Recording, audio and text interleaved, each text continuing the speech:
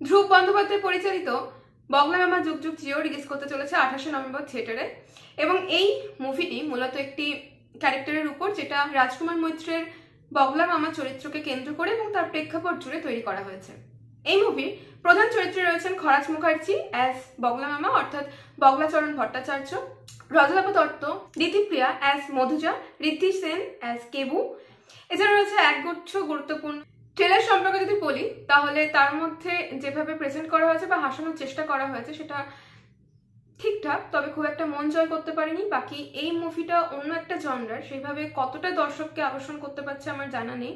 তবে ট্রেলারের মধ্যে হাসি, আড্ডা, মজা বা একটা আবেগ বজায় রাখা হয়েছে এবং আশির প্রেক্ষাপট জুড়ে এটা করা হয়েছে, যেহেতু সেই ঘরানার সঙ্গীতকেও রাখা হয়েছে।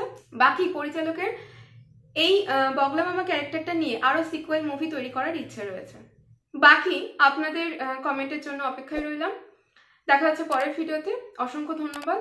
চ্যানেল নতুন হয়ে থাকলে সাবস্ক্রাইব করে রাখবেন এবং বন্ধুদের সাথে শেয়ার করতে ভুলবেন না।